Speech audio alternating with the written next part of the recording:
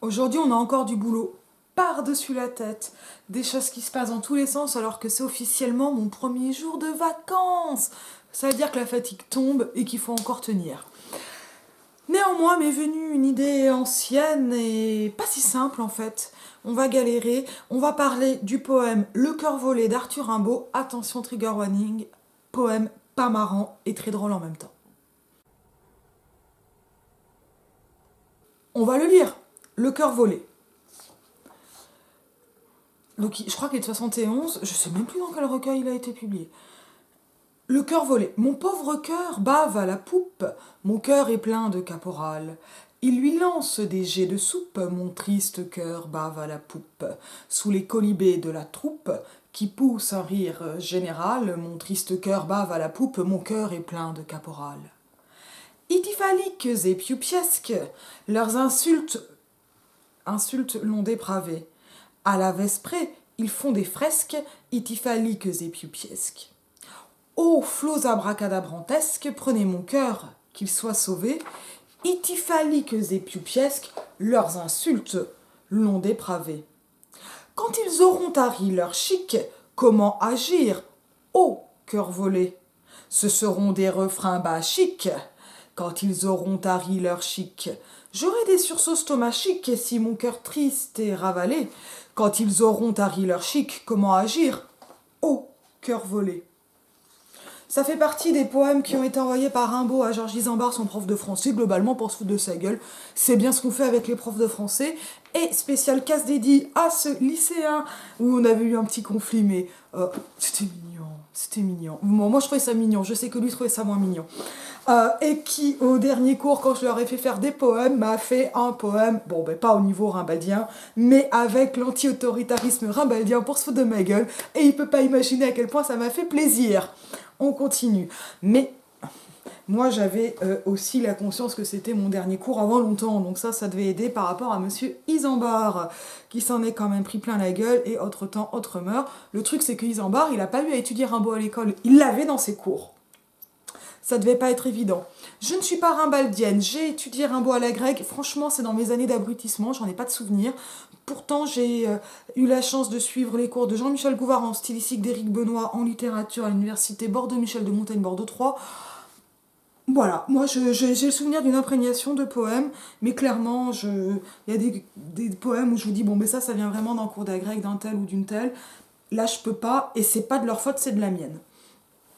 C'est un poème qui est extrêmement compliqué avec des interprétations assez diverses et je m'appuie sur un article de Steve Murphy. En fait, on va d'abord le reprendre comme ça. Qu'est-ce que ça raconte? Mon pauvre cœur bava la poupe. Alors, il n'est pas évident, mais moi, une lecture qui m'est pas venue d'emblée et dont j'ai lu ensuite la possibilité et qui me saute aux yeux, c'est celle, trigger warning, d'un viol collectif. On va le relire avec cette optique et en le décryptant. Alors bon, je crois que c'est... donc on a un poème en octosyllabes, ce qui est vraiment le vers de chanson, qui peut ressembler à une chanson, ça se voit avec les reprises, etc. Mon pauvre cœur bave à la poupe, le cœur chez Rimbaud, c'est souvent plein de choses différentes. Et ça pourrait être également, hop là, on va couper les notifications pour le moment, même si elles sont intéressantes, quelque chose comme moi, le jeu, avec le cœur, là on serait dans un lyrisme assez traditionnel, pourquoi pas, mais aussi, je viens de le voir ça chez Steve Murphy, je mets l'article, hein, donc Steve Murphy, là c'est un grand rimbaldien, ça c'est pas comme moi. Le cœur pourrait parler aussi de la verge, parce que le gland a une forme de cœur, so cute, ou encore du cul. Et oui, comme on va dire, la rosette, etc. Enfin, il y a plein de dénominations argotiques, etc. Et on aurait là quelque chose qui pourrait être directement du viol, voire plus gentiment de l'ordre d'un rapport homo-sodomite. Mon pauvre cœur bave à la poupe, ça pourrait être moi-même, je lyrique, hein, bave à la poupe, on rappelle, un bateau, il a une proue, il a une poupe. La poupe, c'est pop, c'est le cul. Et ça tombe bien, c'est un des termes d'argot. Donc quand on a le cul qui bave, soit on a besoin d'un lavement ou on est en mode péfoireux, c'est du Rimbaud. Hein. c'est sale, hein. Soit c'est directement le sperme qui coule de l'anus. On est dedans? Donc mon pauvre cœur bave à la poupe, donc il y aurait quelque chose, voilà, alors c'est un poème qui s'appelle le cœur supplicié, etc. Donc le supplice pourrait être, finalement, soit d'avoir une verge dégoulinante en sortie d'anus, soit l'anus dégoulinant parce qu'une verge en sort. Donc soit on parle de soi sodomisé, soit de soi sodomisant, par exemple, sur ce premier vers. En tout cas, on est sûr, comme ça, des choses pas forcément dingues. Alors, du cul ou pas du cul dans ce poème, moi je suis vraiment dans l'optique de Steve Murphy. Il y a du cul, il y a du sexe, c'est obscène. Et notamment en m'appuyant, on va le dire tout de suite, sur, franchement, je ne l'ai pas inventé, hein, ityphalique, mot savant, on va revenir sur les connotations des termes, qui signifie en bandaison constante, qui va avoir une érection permanente ityphalique. Par exemple, il y a des statues ityphaliques, des figures de la mythologie ityphalique, etc. Et c'est probablement l'usage le plus connu du terme ityphalique. Il y a d'autres mots qui sont des néologismes dans ce poème. On va y venir. Donc, en tout cas, l'expression ityphalique, on construit sur phallus, active bien ses connotations sexuelles qui entrent en contradiction avec mon pauvre cœur. Et donc, ce qui permet cette lecture, viol collectif, on va la voir. Là, l'hypothèse serait que Rimbaud aurait subi un viol collectif, soit de militaires dans une caserne, soit plus précisément de la part de communards dans toujours une caserne.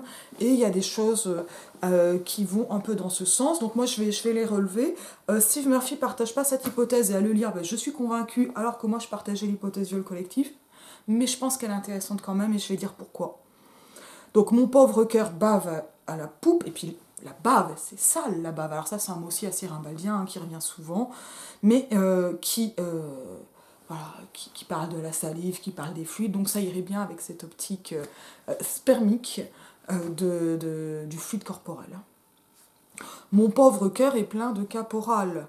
Il lui lance des jets de soupe, mon triste cœur bave à la poupe, sous les colibés de la troupe qui pousse un rire général, mon triste cœur bave à la poupe, mon cœur est plein de caporal, les reprises, boum, chanson, tac, on n'est pas en grande poésie, on n'est pas en sonnet. Cela dit, Rimbaud, sonnet du trou du cul, Vénus Anadyomène, on a l'habitude de la vulgarité et de l'obscénité.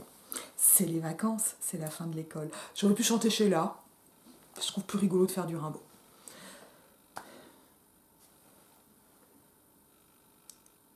Alors, mon cœur est plein de caporal, donc le cœur qui est repris, mais on se rappelle, double connotation, jeu lyrique, sentiment, verge. Alors là, c'est plus compliqué, parce que même si la verge est encore caverneux, avoir du caporal à l'intérieur, c'est un peu compliqué.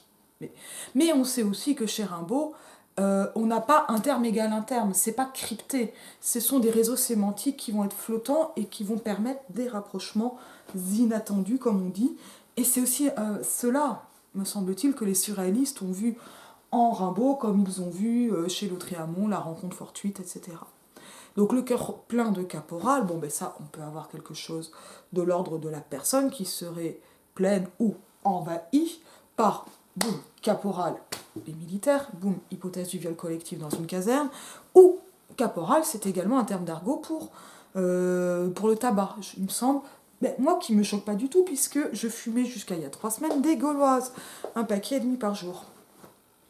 Donc, et puis les caporales, c'était aussi des clopes, etc. Donc ça, ce sont des choses qui se sont tissées assez longtemps, notamment quand il s'agissait des cigarettes de la troupe, donc c'est-à-dire celles qui étaient données aux troufions.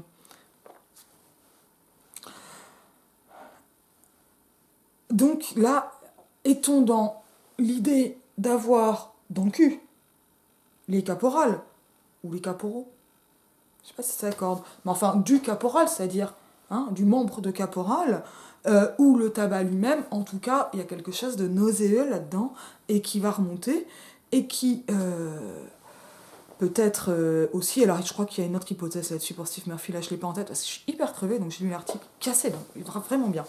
Mais voilà, on est sur ce flottement du sens. C'est intéressant le flottement du sens, on va y revenir. Il lui lance des jets de soupe. Qui sont ce il?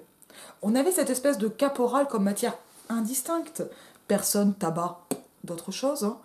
Et cette idée ensuite des jets de soupe. Là, je suis totalement d'accord avec l'analyse de, de, de Steve Murphy. Il lui lance des jets de soupe, c'est-à-dire, en fait, bon, les jets de soupe, évidemment, image éjaculatoire. Mais complexe. S'agit-il du crachat? Est-ce qu'on va jeter de la soupe? Ça reste un mets populaire. On connaît le tropisme rimbaldien pour les ouvriers, on le voit avec le forgeron, etc. Enfin, donc, pas mal de poèmes, bien moins ambivalents hein, et plus clairs. Pourquoi pas un peu étrange. Mais en même temps, la soupe, ça peut être la bave. On se rappelle de la bave qu'il y avait avant, donc le crachat. Mais ça peut aussi aller avec une autre rime qu'on n'a pas encore, c'est la chic. Et la chic, on le sait, quand on chic le tabac, boum, le caporal, ben, ça fait cracher. Et c'est bien dégueu. Et on va cracher. Mais ça tombe bien parce que justement de cette image du crachat de la chic, arrive un deuxième sens, lui aussi argotique, l'éjaculation. Et donc, on pourrait avoir, et soupe peut avoir en argot, un sens séminal, c'est-à-dire signifier le sperme. La soupe chaude, le sperme. On y est. Ah, j'ai pas dit que c'était un poème chic, on va en reparler. Donc, il lui lance des jets de soupe. Alors là, on peut vraiment imaginer un boucaquet monumental dans la caserne, un viol collectif abominable. Et moi, je ne disqualifie pas complètement cette hypothèse. Mais on peut aussi avoir une scène plus sobrement, si je puis dire, de beuverie, où on cracherait du tabac, ou quelque chose qui se mélange d'un peu tout ça. Et même, moi, j'ai pas... Je n'enlève pas cette hypothèse, hein, et je crois pas l'avoir vu chez Murphy. On se vomit dessus. On se vomit dessus. On est bourré, on a mangé de la soupe, ou ce qui va être vomi étant chaud est aussi de la soupe, qui tomberait sur ce cœur, ce pauvre cœur qui justement donc serait bien baveux, vu tous ces fluides corporels qui lui tombent dessus. On comprend pourquoi mon pauvre cœur devient mon triste cœur, on en sent bien une ironie aussi dans tout cela, donc qui est repris avec cette légère variation, pauvre, triste, qui amène quelque chose, mais presque du Laforgue, quoi. Je pense à la petite chanson de l'hypertrophique, la complainte de l'hypertrophique, a des poèmes comme ça, bon, voilà, des espèces de ballades, beaucoup plus claires hein, dans le sens, et à mon avis qui sont ici aussi parodiées. Dans la tristesse, le chagrin lyrique. Je vais y revenir sur l'interprétation générale finale, j'espère, sinon je m'endors. Sous les colibés de la troupe, qui pousse un rire général. Et après, hop, on va avoir une reprise. Alors, donc sous les colibés de la troupe, donc sous les moqueries qui va amener un certain isolement, exactement comme l'albatros dont on se moque et qui a ses petites ailes de géant, dont ces grandes ailes de géant qui l'empêchent de voler. Et pendant qu'il y en a un qui va le brûler, etc., enfin dans les marins. Donc là, on a quelque chose finalement de presque baudelairien, et non pas rimbaldien, mais qui va être moqué, et qui peut montrer une humanité particulièrement inhumaine,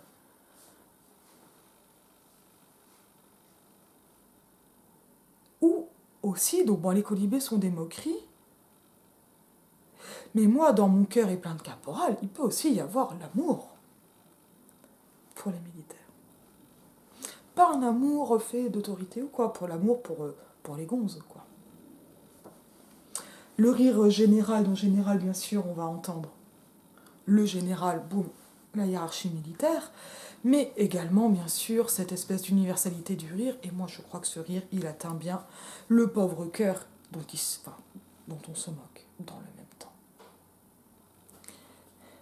Mon triste cœur bave à la coupe, mon cœur est plein de caporal. À la poupe, pas à la coupe. La poupe est pleine. Oh mon dieu, c'est dégueu. Alors, avec des reprises de vers, mais qui n'allaient pas ensemble, et qui vont condenser, même rythmiquement, les images. Et on va encore y revenir. Deuxième strophe.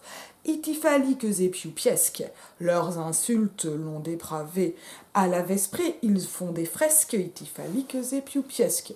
Alors ça, c'est très intéressant déjà pour les deux néologismes qui sont... Alors, un mot rare et un néologisme.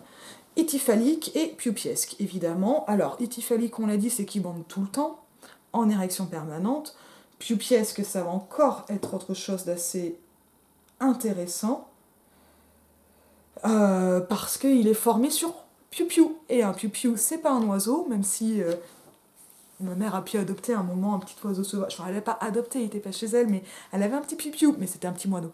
Je crois que c'était un moineau, c'était pas un moineau, mais c'était un petit oiseau. Parce que l'oiseau, il fait piou, piou, piou, avec le même bruit que des sabres laser en plastique. Mais pioupiesque, ici, ça va être globalement soldatesque. Et c'est construit exactement de la même façon que soldatesque, c'est-à-dire comme un mot qui a l'air d'être très savant, et qui en même temps, quand on va dire la jante soldatesque en général, on est en plein burlesque, exactement en héroïque comique, c'est-à-dire qu'on va employer un registre assez haut, qui passe ici par la formation lexicale, la composition du terme, et un usage qui est souvent plus bas. Donc c'est la dissonance qui va créer un effet comique.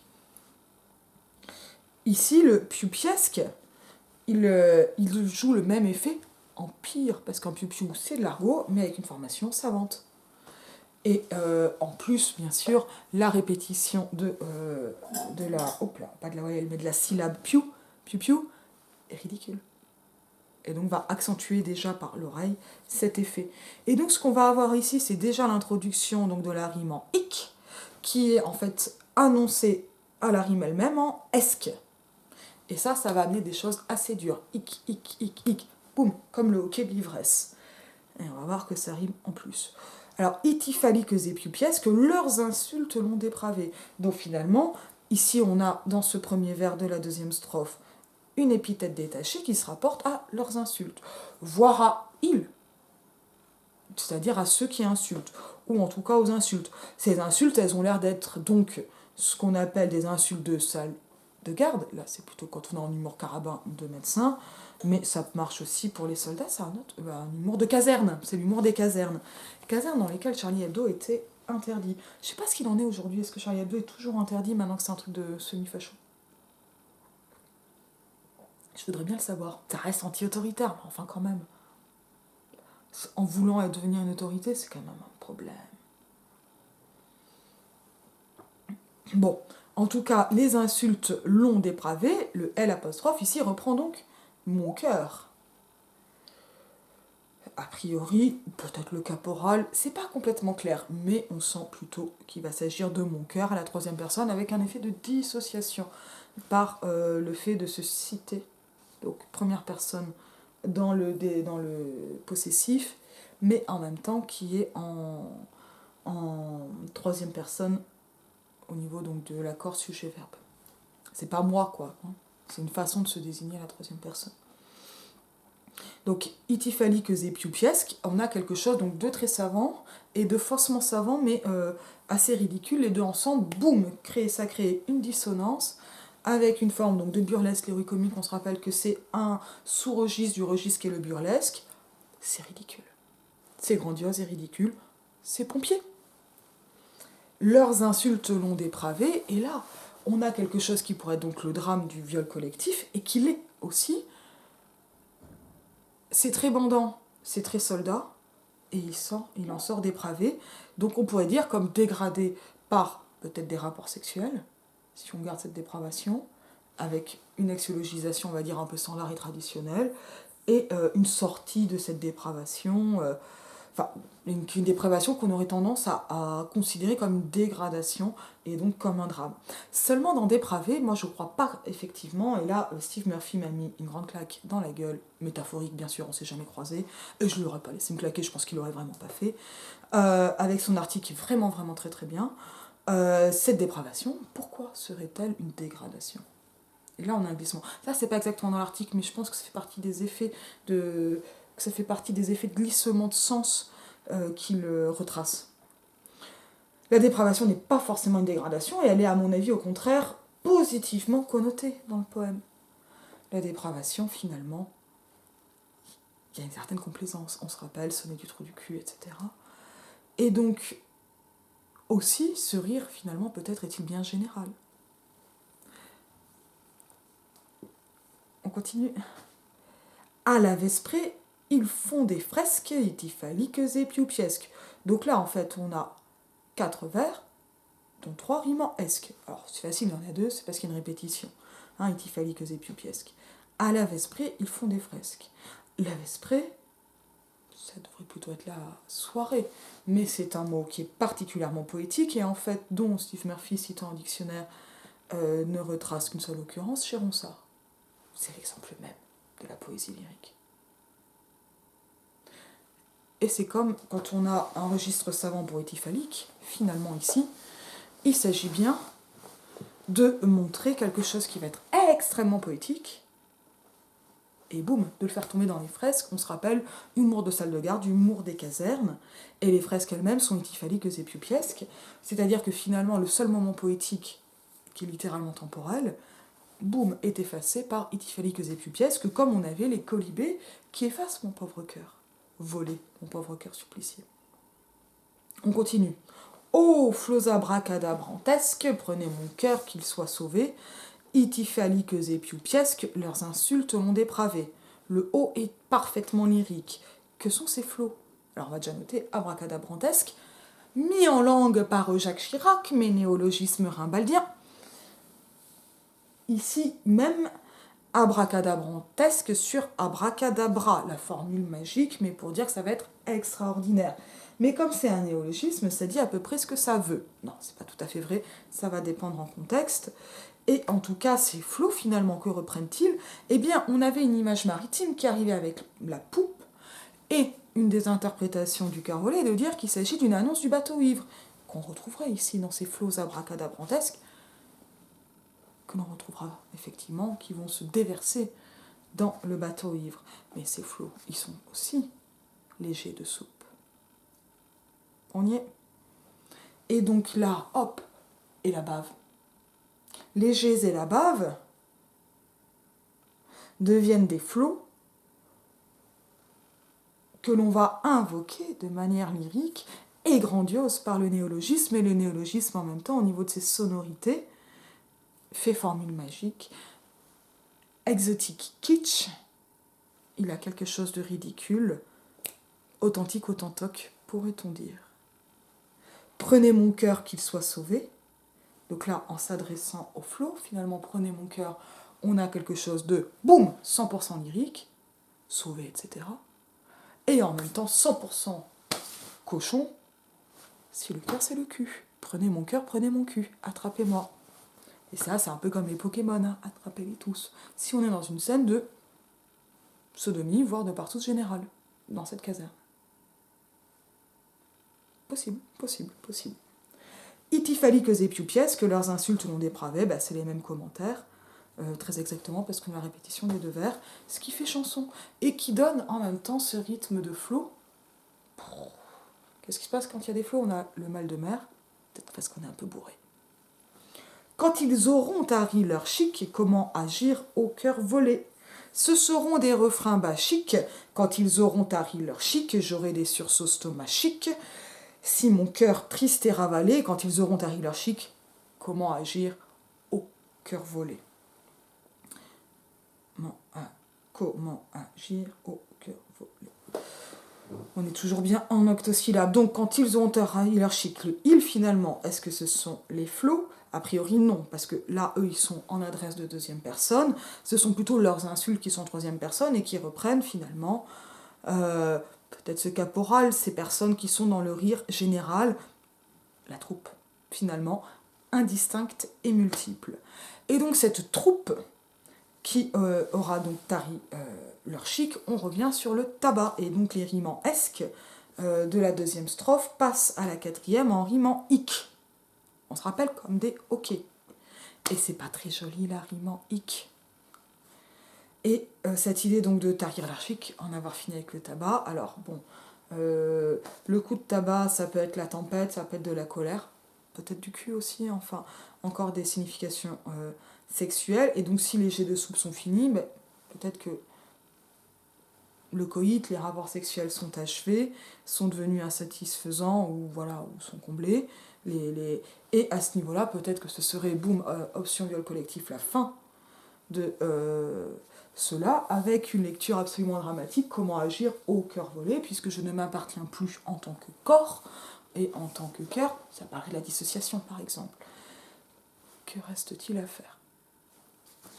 Mais on peut y lire aussi quelque chose finalement de moqueur, sur cette jante soldatesque, et sur le fait qu'il ne reste pas grand-chose. Mais moi, j'y vois encore quelque chose d'autre, et ça c'est grave à Steve Murphy. Finalement, ils vont avoir tari leur chic, ces soldats, et donc que reste-t-il au cœur volé à un lyrisme personnel, possible, dans ces moqueries? Peut-être pas. Est-ce bien grave? Je ne crois pas. Pas dans cette optique. Et donc ce cœur volé, finalement, moi j'ai un peu envie de le rapprocher du feu volé de Prométhée, alors pas pour dire qu'il y a une allusion à Prométhée ici, je ne le pense pas, mais peut-être aussi qu'il y a une façon aussi de récupérer une forme de lyrisme qui est déjà dépravée et qu'on va encore plus dépraver et dont on va se moquer. Je vais y revenir. Ce seront, on note le futur, des refrains bachiques. Bachique, c'est construit sur Bacchus. On est vraiment sur ce qu'on appelle, par exemple, des anacréontiques, ce sont les vers à boire. Nana, dragibus, nana, erasibus, sexibus, non, il n'y a pas de dragibus, ça c'est des bonbons. Mais ça, par exemple, ce sont des anacréontiques actuels. Il y en avait d'autres, des chansons à boire, il y en avait beaucoup, il y en avait encore plus. On chantait plus. Donc finalement, quand ils auront fini le tabac, suis-je capable d'agir en tant que bourré? On va encore entendre des chansons à boire, et moi, j'aurai des sursauts stomachiques, je vais vomir à force d'être bourré, si on le fait vraiment littéralement. Si mon cœur triste est ravalé, voilà, je vomis, je l'avale, mais j'ai le haut le cœur, quoi. Parce que j'arrive plus à boire, et donc comment je vais faire alors qu'ils boivent tant et que moi j'y arrive pas? Ça pourrait être une lecture. Lecture sexuelle, que vais-je faire? J'ai des hauts le cœur, les sursauts stomachiques, parce que je vais tenir à ma peine et oups, ça passe, mais j'ai quand même un peu de mal, je serre les dents, mais on y va, mais oula, je peux plus bouger. C'est pas plus chic, hein? C'est pas plus chic, mais et ça, moi je pense qu'il y a une superposition de ces sens-là, et même avec un sens abominable, de celui qui voit un viol collectif dans le poème, où finalement, voilà, toute une troupe bourrée est en train de violer le jeu poétique, et que lui reste-t-il à faire puisqu'on lui a volé son cœur, sa pauvre petite expression personnelle. Ce qui colle pas avec la poésie de Rimbaud. Mais moi je pense que c'est important de le voir. Alors donc stomachique de l'estomac, mon cœur triste et ravalé, on voit comment on a quelque chose qui va constamment jouer de sens lyrique et abstrait, et de sens très concret et même très prosaïque, voire vulgaire, voire corporel, voire bas. Constamment dans ces registres. Bon, et donc là, on est sur ça. On va essayer de voir un peu plus globalement. Est-ce que je disqualifie complètement l'hypothèse viol collectif? Non. Est-ce qu'il s'agit d'un viol collectif qu'aurait subi Rimbaud? Je pense pas. Est-ce qu'on peut le lire dans le poème? Oui. Mais est-ce que, dans ce cas-là, lu dans le poème, il faut le lire comme quelque chose de négatif? Alors, je suis pas en train de dire que Rimbaud, il promeut le viol collectif. Non. Mais que peut représenter ce viol collectif? On va prendre en fait ces différentes hypothèses. Peut-être qu'on va commencer par l'hypothèse alcoolique. C'est une scène de beuverie, et il y en a un, il boit pas aussi bien que les autres, et il a un peu de mal à pas boire autant que les autres, et en même temps ils font des blagues de cul. Et ça raconterait ça, et en même temps il se dit oula, j'ai mal au cœur, oh. Alors, il se le dit pas, mais il aura mal au cheveu le lendemain, quoi. Bon, hop, hypothèse alcoolique, anacréontique, bachique. Bachique, Bacchus, c'est aussi le cul. Bon, hypothèse purement sexuelle, c'est un peu dur d'y joindre le chagrin, etc. Mais pourquoi pas? On va y revenir, mais on aurait quelque chose d'un pauvre poète pitre, perdu au sein de la troupe, et qui a du mal à être complètement au niveau de cette troupe, déjà pour boire autant, faire autant les blagues, mais qui en est pas forcément malheureux. Mais il y aurait un décalage de ce jeu poétique. Je parle pas de Rimbaud, je parle d'un jeu poétique au sein d'une troupe, avec un décalage de registres, et le poème s'amuserait justement à fusionner ou à faire se cogner, se rencontrer ces registres pour créer de nouveaux effets poétiques. C'est quand même une hypothèse intéressante. Hypothèse viol collectif, là on a la dissociation trauma, le viol par la troupe, alors peut-être à quelque chose, ça a été vu pour le coup comme un truc anti-communard ou anti-militariste selon, voilà, après Rimbaud il est plutôt communard, donc ça il n'y a pas trop de doute. Ça colle évidemment pas du tout avec la biographie. Je crois que cette hypothèse, on peut le voir. On peut le voir, et que là, il y a une grande force rimbalienne que, ben oui, ça colle. Ça colle. Si je puis dire, ça colle complètement avec une hypothèse qui représenterait euh, ce genre d'agissement, mais finalement ça ne colle que partiellement, parce que on n'est pas dans Manon Godet, dans le pot de Manon Godet, hein, le recueil pour lequel Manon était venue, que Manon était venue présenter sur la chaîne, je crois que c'était en janvier, ça date, et j'avais d'ailleurs fait allusion à ce poème. Salut Manon. Mais on aurait quelque chose là finalement, c'est-à-dire que le viol collectif, à mon avis, il se lit dans le texte. Moi, je pense qu'il se lit dans le texte, mais qu'il sert à dire autre chose, et on va arriver sur une hypothèse poétique à partir de ces représentations basses, sexuelles, violentes et dépravées, mais pas forcément dégradées. Mais je ne dis pas qu'il y a une promotion de la culture du viol là-dedans, au contraire. Donc, mon pauvre cœur bavale. Alors, on a toujours ce poète qui se fout de lui-même, qui se représente comme un poète pitre, etc. On n'est pas sérieux quand on a 17 ans. Voilà. Et qui surtout se moque d'une autre poésie. Alors, d'une poésie traditionnelle, lyrique, les petites fleurs, etc. Mais aussi un peu plus... un peu plus contemporaine. Alors on pourrait déjà avoir donc un jeu poétique qui se moque de son encanaillement, qu'il n'arrive pas à réaliser complètement, et qui reste poète malgré lui, d'une certaine façon. Mais là, on a encore un peu de complainte. Mais ça reste, il me semble que c'est possible. Ce qu'on aurait également, moi je crois, c'est l'utilisation de la première personne pour dire, par la représentation de quelque chose de l'ordre d'un viol collectif, il s'agirait d'utiliser ce viol collectif pour vraiment montrer comment finalement des poètes en troupe violent un lyrisme de toute façon bien chagrin, et ouvrent la voie à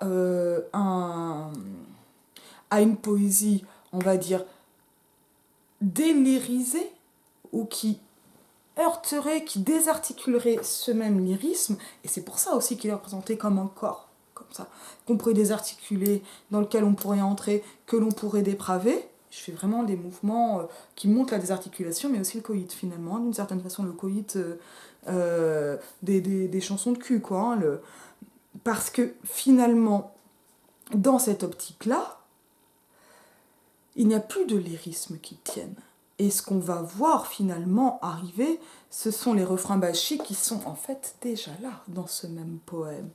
Et quelque chose de l'ordre d'un lyrisme à l'ancienne, il s'adresse à son prof, qui est complètement dépassé, par exemple, par les circonstances politiques de la commune, au moment de la rédaction du poème, qui va crier un genre de secours, et qui, dans le même temps, est dépravé, et peut-être même transformé par le contact avec une plèbe qui, elle, est positivement connotée. Quand bien même, elle peut être brutale, mais alors c'est pas que de cette brutalité ressortirait quelque chose de fécond, surtout quand ça se passe par le cul, enfin, j'ai envie de dire, c'est pas super fécond. C'est pas une image de germination, hein, on n'est pas dans ce genre de choses, mais peut-être dans le questionnement du voyant, quels seront les contours finalement de ce futur imbaldien qu'il y a dans la lettre au voyant, et qu'Isambard ne comprend pas. Ben, on ne sait pas comment agir, que faire aussi, peut-être politiquement, mais je crois que c'est un poème qui montre ce que ce choc va détruire de ce vieux lyrisme, ce choc, on va dire, social, un choc politique, mais qui va devenir même finalement corporel, et de façon peut-être bien plus positive que ça en a l'air dans le poème, tout en étant une violence. Et c'est peut-être finalement une façon d'enterrer un monde nouveau. Alors qu'est-ce qu'on fait de cette figure du viol collectif qu'on a envie de voir de façon négative et dramatique ? Avec tout ce que ça, dans ce cas-là, c'est ce motif du viol collectif dans le poème, s'il est bien ce qui est en train d'apparaître, et c'est intéressant d'ailleurs d'avoir un collectif qui ne soit pas dénombré, mais qu'il n'est pas forcément... C'est-à-dire, moi, je pense qu'il y a là une part de provocation énorme, mais évidemment, il ne s'agit pas d'un poème... Dans ce cas-là, il ne s'agit pas d'un poème ni par ni pour les victimes, ou qui irait du côté d'une éthique, de la bienveillance, du care ou du soin. Clairement, on n'y est pas. Mais est-ce que ce poème, finalement, avec cette lecture, parlant de viol, fonctionne aussi et ne dit pas quelque chose? Ben oui. Parce que même si on n'en comprend pas la lecture poétique, que je suppose évidemment, eh bien, il dit peut-être aussi quelque chose de très précieux de la dissociation, de la focalisation sur des détails sordides et de ce qui ressemble aussi à un cauchemar. Et le cauchemar, il apparaît donc par cette multitude indéterminée, il apparaît par les hic. Ah oui, puis on peut noter les rimes en chic, c'est même pas en hic, c'est en chic. Justement, ne le sont pas. Parce que le chic, c'est de le virer, c'est de dégager ce qui fera bourgeois, pour aller vers quelque chose d'authentiquement et littéralement vulgaire, c'est-à-dire populaire, dans le sens complet de vulgaire. Mais la douleur qu'il peut y avoir dans cette représentation d'un viol collectif, eh bien, me paraît tout aussi légitime. Elle ne me paraît pas être quelque chose qui serait, mais je n'y crois pas, de l'ordre du sens du poème, c'est-à-dire, elle n'est pas dans ce qui serait quelque chose comme et une blague et un manifeste poétique en même temps, parce que les manifestes poétiques les plus intéressants sont des blagues, me semble-t-il, de mon simple avis, mais elle nous dirait quelque chose d'également très puissant. Y a-t-il ou non un viol dans le poème? Surtout, que fait-on de ce viol? Et je vous dis à bientôt.